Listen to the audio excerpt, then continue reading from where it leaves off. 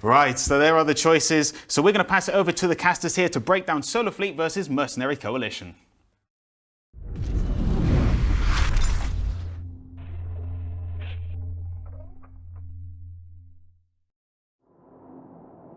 Welcome back, folks, to Day 3 of Alliance Tournament 15. I am Elise Randolph, joined by moderator for this match between Solar Fleet in red and Mercenary Coalition in blue.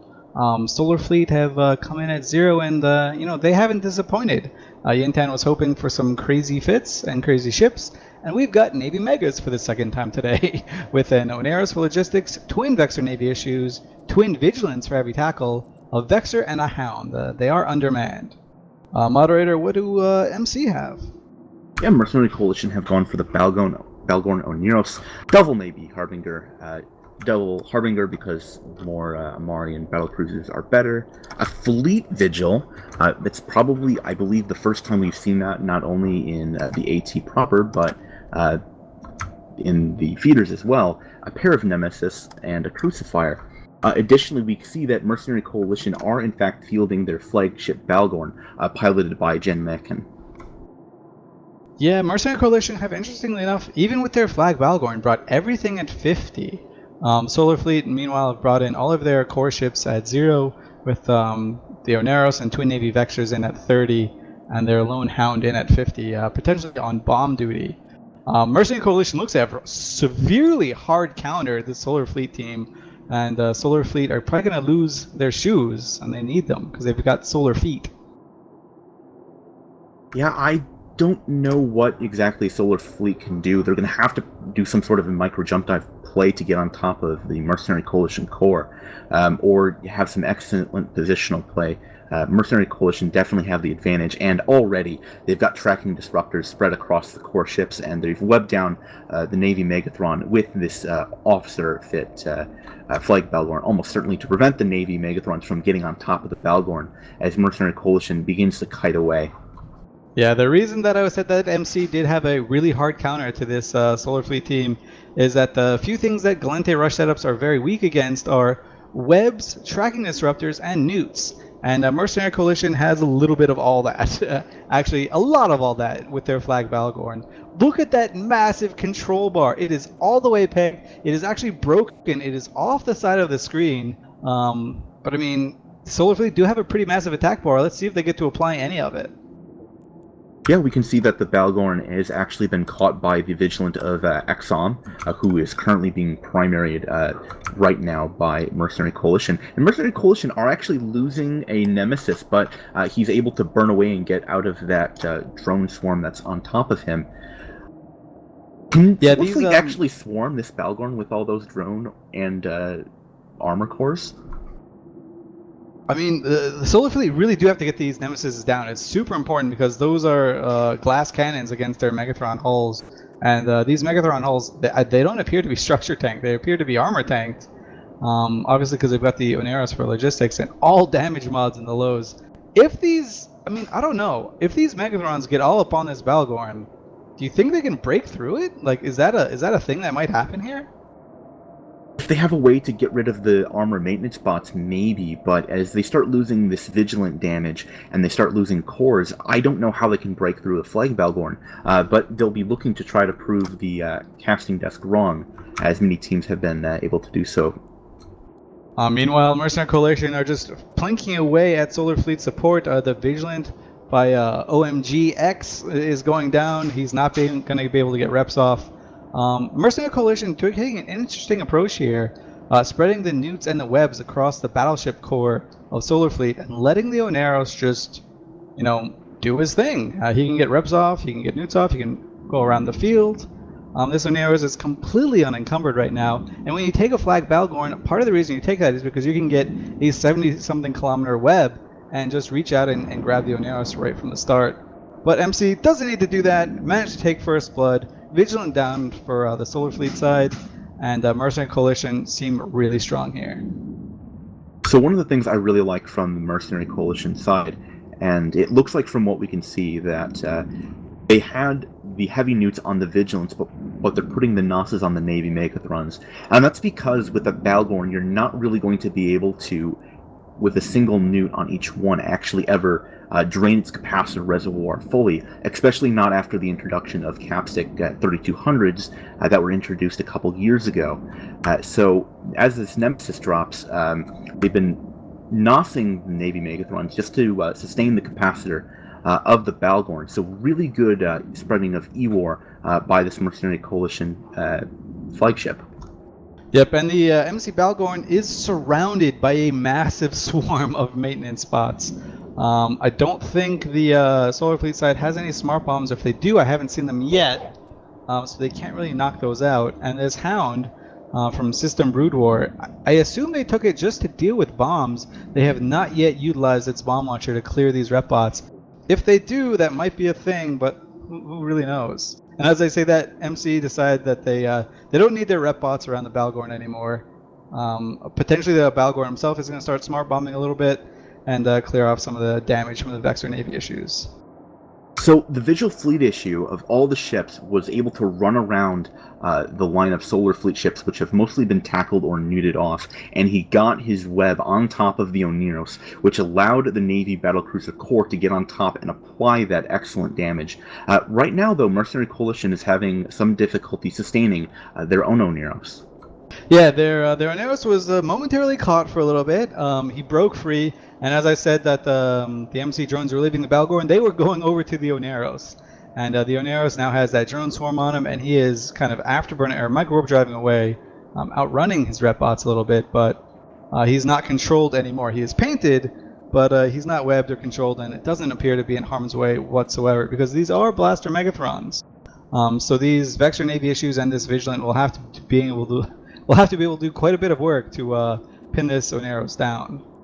So a scary moment for MC, but finally stabilized there, going back, getting back into the swing of things, solidifying their positional advantage, and just dominating Solar Fleet in terms of control right now. So the Balgorn in and of itself isn't that important of a ship, but what it does, the Oneros rather, isn't that important. But what it does is it allows a Balgorn to survive, and losing your flagship now would make it that much more difficult to continue in your lower bracket run. So I really like the Oneros' decision to pull range, but we're not seeing any sort of rep effects apply to this Balgorn, which is rather odd. Maybe the Oneros, now we're getting rep effects, but maybe the Oneros was out of range, and because of that, the Balgorn dropped into fairly low or mid armor, but Mercenary Coalition making the right decision and clearing off the bombers of Solar Fleet that are applying excellent torpedo damage to that Bal. We do see a cargo container being dropped, presumably to transfer some cap charges to the Balgorn. Or actually that wouldn't make any sense, but maybe from the Balgorn to another ship, just so that they can, move over the cap charges around on the team as the match is getting into its 7th minute coming right up. And, the Solar Fleet, they did kill the 2 Nemesises, which is a testament to what they needed to do. But unfortunately, at the expense of essentially the rest of their team, having their Oneros caught is a huge detriment. With no maneuverability with their Navy Megas and all this control, there's very little they can do right now, and it must feel just totally helpless when you're webbed, Bal Nos, and tracking disrupted. So you can't even shoot with null, even if you wanted to.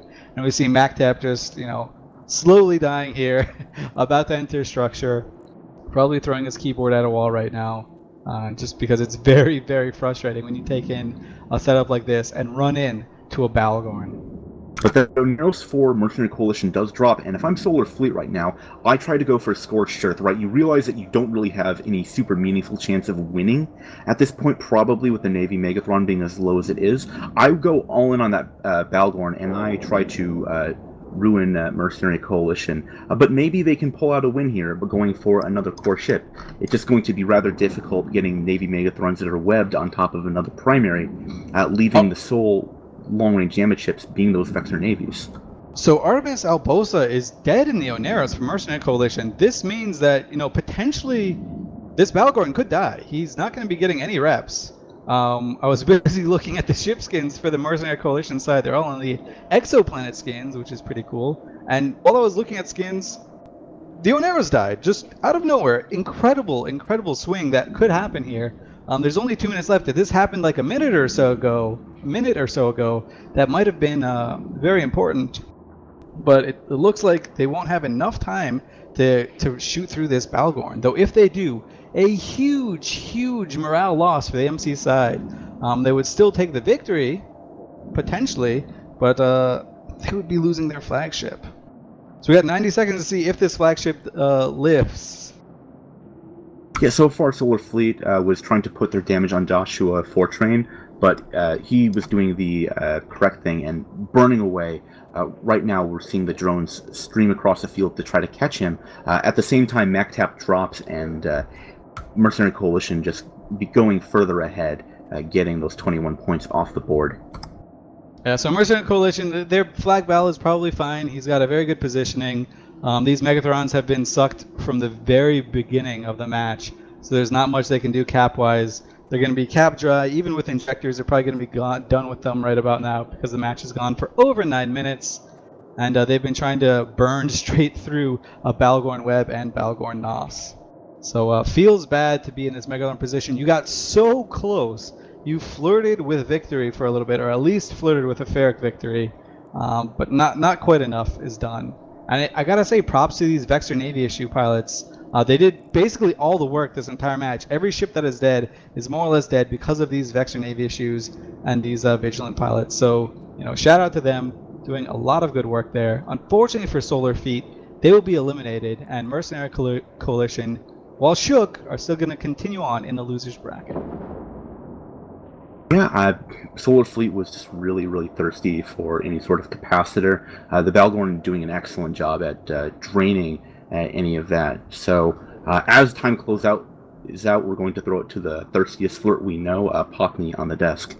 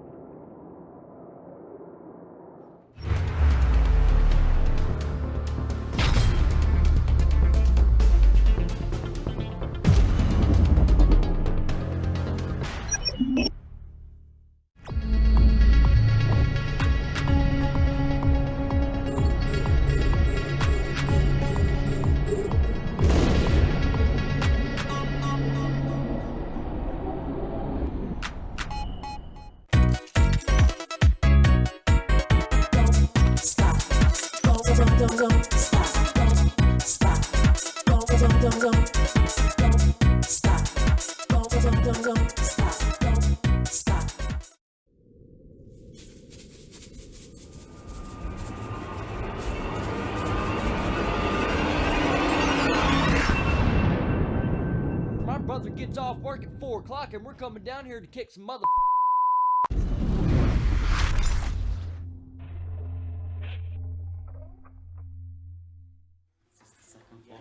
Welcome back to the Alliance Tournament. We just witnessed Mercenary Coalition taking the victory there over Solar Fleet. That game, constant back and forth between those players, ships going down into a low hull, somehow surviving and then coming all the way back. A very cool game to see. Before we do get into the discussion about that game, I do need to give some quick shout outs here of the people who have won prizes here. So in the Bastard Cartel versus United Federation of Conifers game, Tristan Dacuna was the winner of that one. PFR versus Clown Car, Mr. Slays was the victor of that one. And Solar Fleet versus Mercenary Coalition, Chloe Frost is the winner of that one. So you guys will be getting your 1 billion ISK, I believe, prizes for that. So congratulations to you. Otherwise, so looking into that game, we saw Mercenary Coalition decided to ban the Vindicator and the Ishtar, and Solar Fleet deciding to ban the Simi and the Gila. What do you guys think about those bans? Any that surprised you out of that list? Not particularly, no. They bought their flagship Balgorn, Mercenary Coalition did, so they banned Vindicator. It makes sense. Bring a Vindicator, don't want to sit next to two Vindicators like Snuffed Out found out. Fair enough. And just before we go on as well, I believe we have the Brutix Navy issue kill mail from the previous game with the Clown Car. Now we wanted to have a look at that fit because that just melted, didn't it, Jintan? It did not stand a chance when any sort of pressure was applied to it. So kind of take us through the fit here. What do you think was the main problem with this and why it was so squishy? So you'll look there, right at the low slots, you see 3 hardeners, 3 mag stabs, a damage control. You're missing one very important module that most armor ships fit, which is called a plate. Yes. I don't know if Clown Car knows what they are. You know, maybe they just have never learnt them. Maybe so. I mean, maybe they're just relying on the resists and the bonuses there to take them through, but even so, must have been hard to fit that. We do see the medium processor overclocking unit as well being added in there, and the resist rigs as well. So overall, very, lots of good resists there, but if you haven't got the buffer for them, it's just not going to work out in your favor. I mean, it just seems so over-optimistic, especially given how heavy this meta has been on just killing logistics. Like, so many logistics are dying. Why are you running an entire comp with all of your fits entirely based around your logistics not dying? Yeah, you kind of put all your eggs into one basket at that point, because they are the people keeping you alive. And on that sort of subject about logistics, when it comes to starting the fight, everyone's on the grid. What do you think is sort of the main decision that goes through, teams' heads when they say, do I prioritize the logistics? Do I try and get him off the field first? Or do I instead target some of their bigger DPS or maybe some of their squishier supports, like a Rapier or a Hugin, something like that? What sort of thing do you think makes that decision for these teams? I think it's mostly the range of where the logistic is, and also what they have for defensive screening, and then also what logistic it is. For example, Scimitar, much harder to catch. That's why we see a lot of these blaster teams banning the Scimitar, a lot of these drone all-in and shotgun teams banning the Scimitar because they don't want to see it, because it's one of the logistics that might be able to get away, whereas Guardian not getting as banned as much as the Yaneros because it's a bit slower, it's easier to catch and hold down by Balgon, by Hyenas, by those Daredevils coming in. Fair enough. And we also have some Blackbird kill mails to bring up on screen as well. We'll have a look at those. Let's have a look at the Clown Car one if we can, just to see what they brought along. This is Yui Shan was the pilot for this one. So Tony, if you can kind of take us through this fit and what your thoughts are on it. Okay, so he's got double rigs for range, ECM strength rig, pretty standard. Got a pretty decent tank on there, 1600 plate. And then just resists, and then he's got a mixture of jammers, but it's mostly stacked towards Mimitar with one Galanti, one Koldari, obviously expecting to see a Mimitar rush or a Mimitar logistics of some kind, or a scalpel. And what are your thoughts on sort of having, the multi-spectrum, going for one of each jammer just to counter any possible setup, even though if some of those are going to be very low point values, versus kind of going for a more specific, like we saw in a previous game, having like the two Galante and the two Amar jammers and kind of relying on them to take an armor composition. How do you think you make that decision? Are there any sort of things you look out for when doing that, or is it just kind of a blind guess and you just hope for the best? Well, obviously, if they ban out certain very key ships from the enemy team that would typically make up certain races, for example, if you ban the Scimitar Basilisk, you're going to be able to skew your jammers a little more in favour of Amar and Galante, because you're fairly certain that Kirans and other T1 support cruisers aren't going to be brought. Okay, and we also have the other Blackbird kill mail here. So interesting to see if that is much different. And again, it looks like it, going for the multi-spectrums again, having the capacitor booster. But I mean, overall here, Jintan, looks like pretty much the same fit. Very minor kind of discrepancies between them. Yeah, this one sacrificed a bit of the range and power on their jams. You can see in the rigs specifically, going for a T2 plate, which requires an ansil, and then adding an explosive hardener just to firm up their resists a bit further. Nice. Right, so looking forward right now, it looks like the next game that we will be having is the Purple Helmeted Warriors, take from that what you will, and the Templis Cal SF. So Templis we've seen quite a bit recently. Purple Helmeted Warriors, people out there may be familiar as well. Looking back on the match history between these players, we have Purple Helmeted Warriors losing to WeForm Volta, but beat Revolution, and Templis beating Hydra Reloaded, but did lose to Laserhawks. So again, some big names there. Losing to WeForm Volta for Purple Helmeted Warriors, again, may not have been expected that much, but yeah, I don't think Templis have any shame in losing to Laserhawks here. No, Laserhawks have proven to be relatively strong, and beating Hydra is no mean feat. But given the fact that Rocket X is in this room and could potentially punch me in the face, I'm going to say that Purple Helmeted Warriors will win this. And you under no threat of your own? Oh, I'd say this is the perfect time to move your Super Suit Derelict because Rocket X is out there. Fair enough. Yeah, move them now, guys, but you're not going to get caught. So we're going to hand over to the casters here who are going to take away Purple Helmeted Warriors versus Templis.